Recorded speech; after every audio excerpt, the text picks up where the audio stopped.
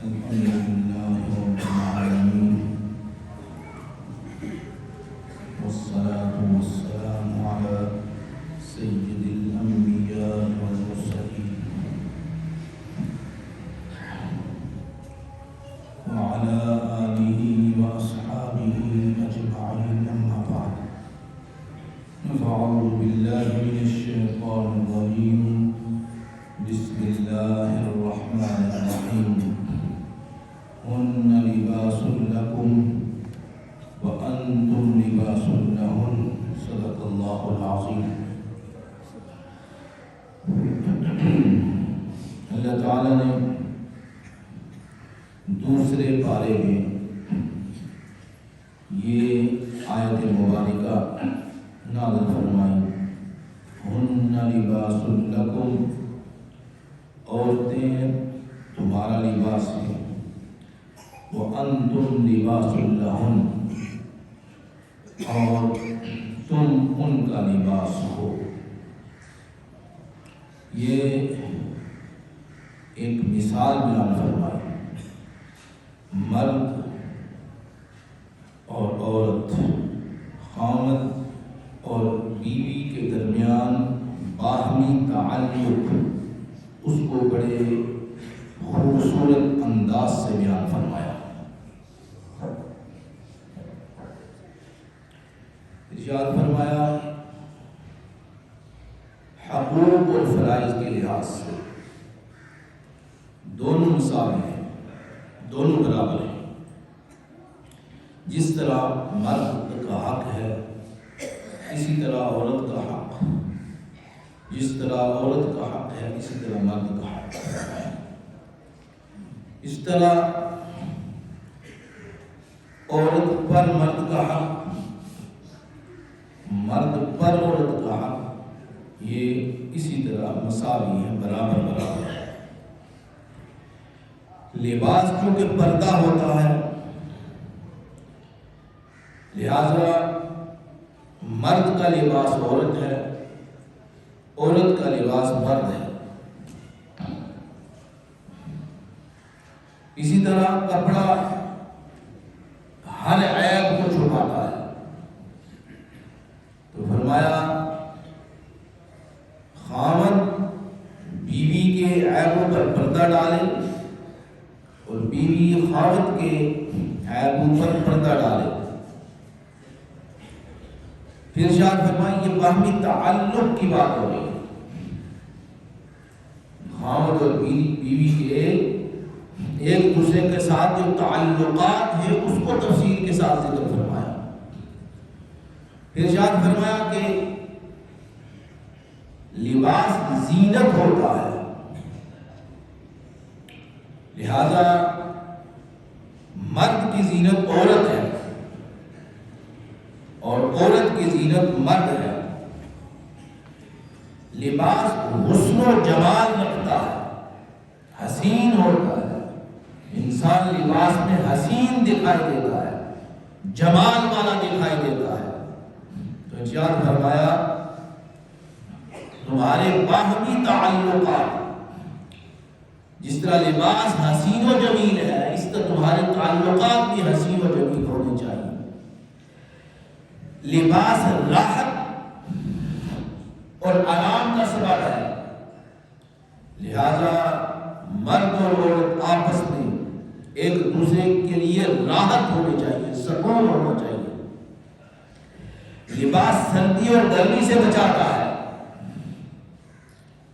لہذا وہ مرد عورت دونوں لباس کی مانند ہیں، وہ بھی ایک دوسرے کا بچاؤ کرے، ایک دوسرے کے لیے آڑ بنے، ایک دوسرے کی حفاظت کرے اور ایک دوسرے کے حقوق کو مد نظر رکھے۔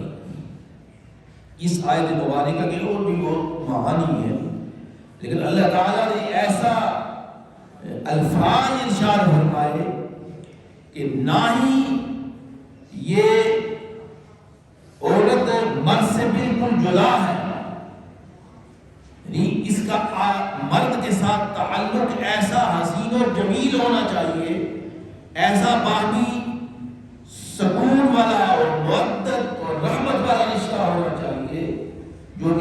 و جمال پر دلالت کرے۔ پھر ارشاد فرمایا اس کے بعد ارشاد فرمایا کہ ہم نے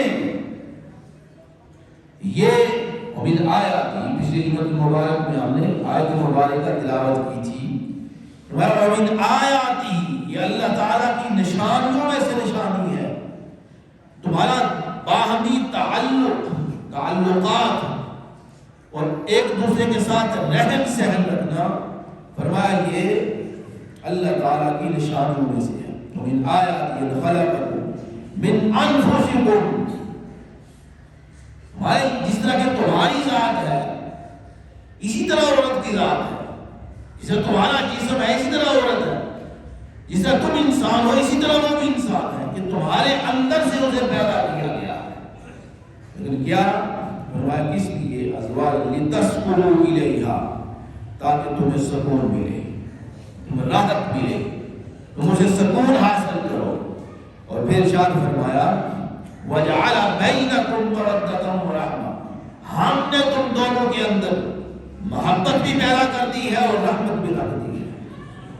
تم نے آپس میں جو محبت اور رحمت ہے، مودت ہے، شفقت ہے، ایک دوسرے کے ساتھ پیار ہے، فرمایا اس کی حفاظت کرو۔ فرمایا یہ ہم نے پیدا فرمائی ہے، قابل توجہ بات کی ہے۔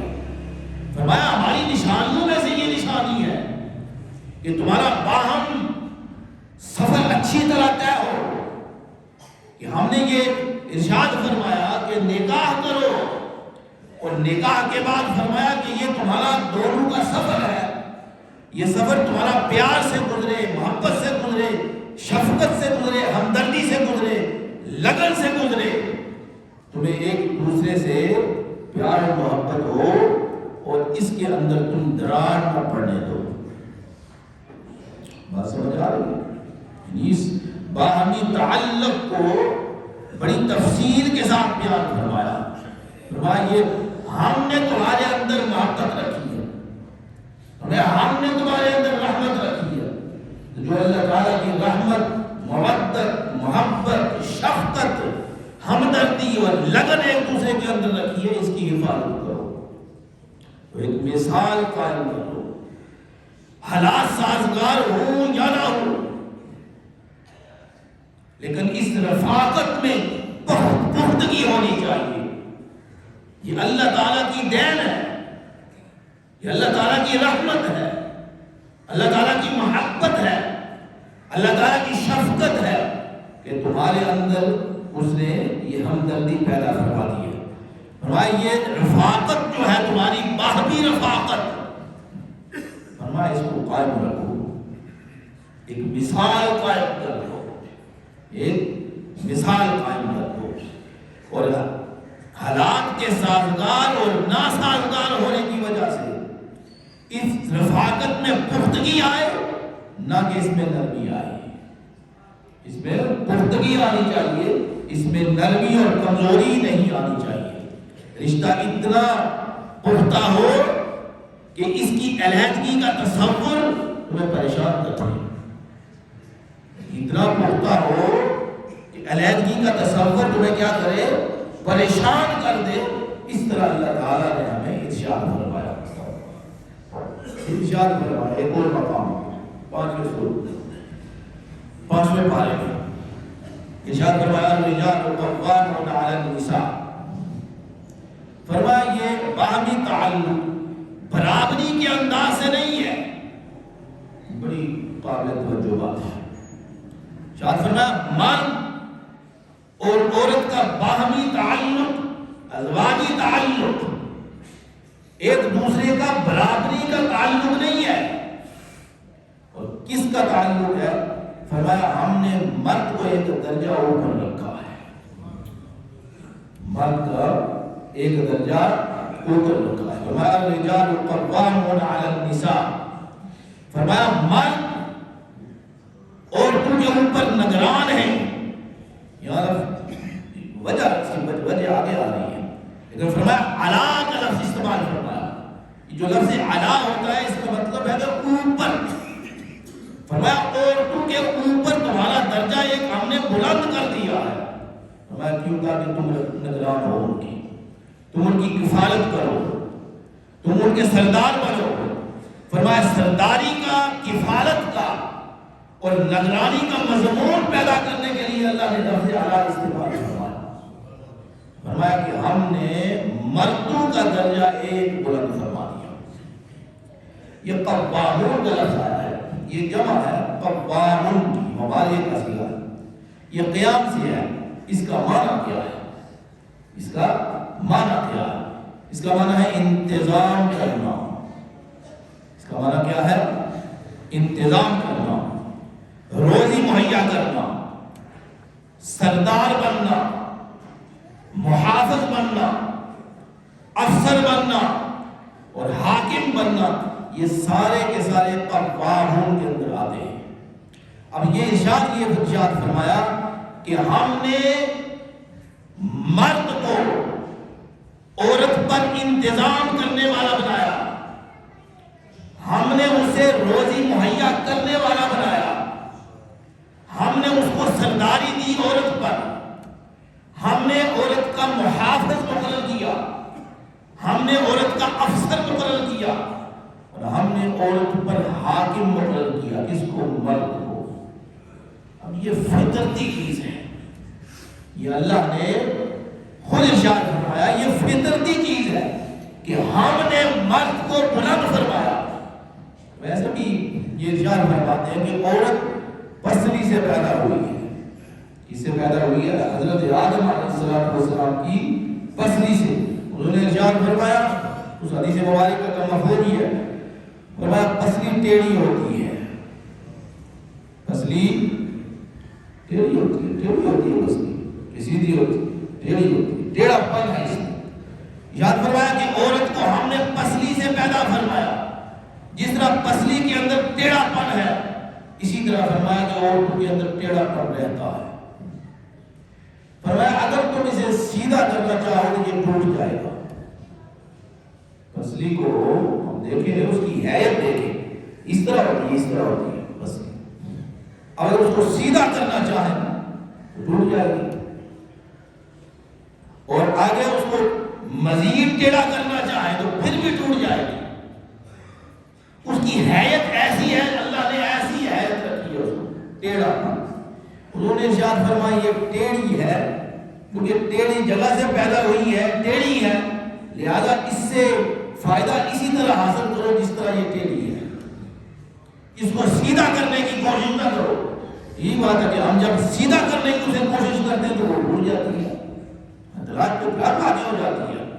تو ارشاد فرمایا کہ یہ ٹیڑھے پسلی سے پیدا ہوئی ہے، لہذا وہ ٹیڑھی ہے، لہذا اس کے اندر ٹیڑھا پن موجود ہے۔ ٹیڑھا پن ہونے کے ساتھ ساتھ تم اسے فائدہ حاصل کرو، اسے سیدھا کرنے کی کوشش نہ کرو۔ تو ارشاد فرمایا کہ یہ قوامون علی النساء، کہ مرد کو اللہ نے اپنے فضل سے ایک درجہ اس کا بلند کیا ہے۔ ارشاد فرمایا فضل اللہ بعضهم علی بعض، فرمایا یہ اللہ کی دین ہے، اللہ کا فضل ہے، جسے چاہتا ہے ایسے کرتا ہے۔ انسان کی حیتیں ایک جیسی ہیں، مرد بھی انسان ہے، عورت بھی انسان ہے، مختلف صنفیں ہیں، مختلف نوعیں، قسمیں ہیں، لیکن ارشاد فرمایا کہ ان کے اندر عقل کے لحاظ سے، ترتیب کے لحاظ سے، حیت کے لحاظ سے، صلاحیتوں کے لحاظ سے دونوں کے اندر فرق ہے۔ لہذا اس کی صلاحیتوں کا بھی اعتراف کرو اور اپنی بھی صلاحیتیں برقرار رکھو۔ تو ارشاد فرمایا کہ یہ اللہ کا فضل ہے کہ اللہ نے اپنے فضل سے مردوں کو ایک درجہ بلند فرمایا ہے۔ ایک سبب یہ ہے مردوں کا ایک درجہ بلند ہونے کا، یعنی اللہ کا فضل ہے، اللہ نے ارشاد فرمایا، اس کو بات ہی نہیں، اعتراض ہی نہیں ہے۔ اب یہ بات سننے میں بار بار آتی ہے کہ مرد اور عورت برابر ہیں، ان کی بات کیسے برابر ہو سکتے؟ نہیں برابر ہو سکتے، کس انداز سے برابر کریں گے؟ صلاحیت کے اعتبار سے نہیں برابر ہے۔ جس طرح مرد کے اندر صلاحیت ہے، عورت کے اندر اس طرح کی صلاحیت نہیں ہے۔ جس طرح مرد مضبوط ہے، اس طرح عورت مضبوط نہیں ہے۔ جس طرح اس کے قوام ہے، عورت کے قوام نہیں ہے۔ اللہ نے اسے کمزور پیدا فرمایا ہے، اللہ نے اسے کمزور پیدا فرمایا، مرد کو مضبوط پیدا فرمایا، شجاع بہادر پیدا فرمایا ہے۔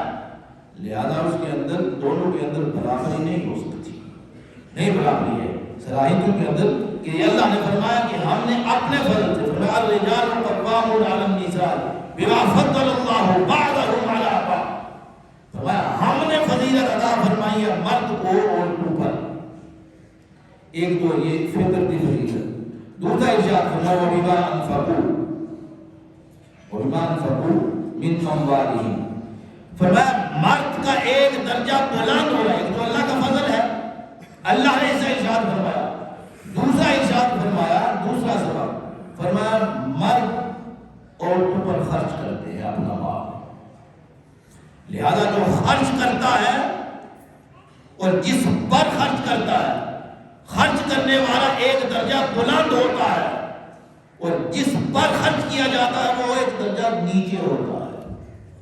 لہذا فرمایا کہ عورتیں اس وجہ سے ایک درجہ کم ہے اور مرد ایک درجہ بلند ہے، ایک تو اللہ کا فضل ہے، اللہ نے اس طرح ارشاد فرمایا، اور دوسرا وہ عورتوں پر خرچ کرتے ہیں، لہذا یہ خرچ کرنا مرد کے ذمے ہے، خرچہ کرنا، اس کا کھانا پینا، کپڑے، لباس، اس کی ضروریات مرد کے ذمے ہے کہ پوری کرے، عورت کے ذمہ نہیں ہے کہ وہ خود پوری کرے، نہیں، عورت کے ذمہ نہیں، یہ شرعی طور پر شریعت نے یہ حکم دیا ہے کہ مرد اس کی ضروریات کو پورا کرے، وہ گھر کی دیکھ بھال کرے، گھر میں رہے، گھر کا انتظام سنبھالے، اور مرد کے لیے رکھا کہ وہ باہر کا انتظام کرے، باہر سے کما کر لائے، عورت پر خرچ کرے۔ فرمایا یہ دو وجہ تھی، ان دو وجہ سے ہم نے مرد کو ایک درجہ بلند رکھا اور عورت کو ایک درجہ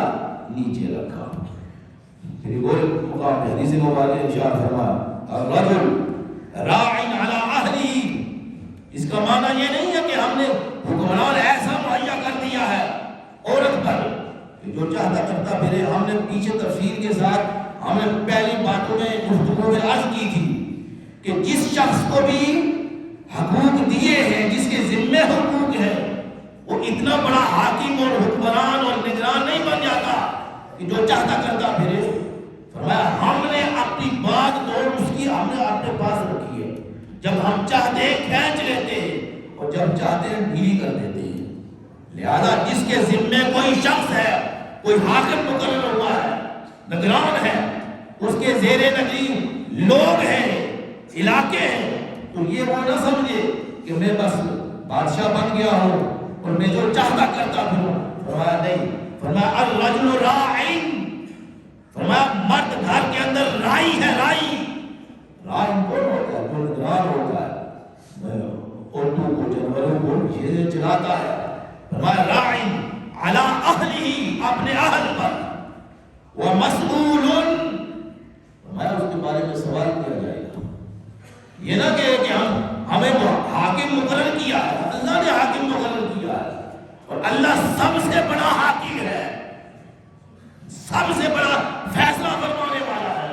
اس کا مطلب یہ نہیں ہے کہ ہم جو چاہتے کرتے پھرے، جو من میں آئے وہ کرتے پھرے، یہ نہیں ہے، یعنی بغیر وجود اور قیود کے اس نے حقوق نہیں دیے، بس مہیا حقوق فرمائے ہیں، نگرانی فرمائی ہے کرنے کے لیے، لیکن یہ نہیں ارشاد فرمایا کہ جو چاہے کرتا پھرے۔ فرمایا الرجل راع علی اہلہ، اپنے اہل کا نگران ہے، ہمارا مسئول، اسے سوال بھی کیا جائے گا اپنے گھر میں کیا کرتا تھا، اپنے حقوق کیسے ادا کرتا تھا، بیوی کے حقوق تھے، بچوں کے حقوق تھے، اولاد کے حقوق تھے، اس کے بارے میں تجھ سے سوال ہوگا۔ یہ نہیں آپ نے بے لگام تجھے چھوڑ دیا تھا۔ اللہ تعالیٰ سمجھ بھی عطا فرمائے۔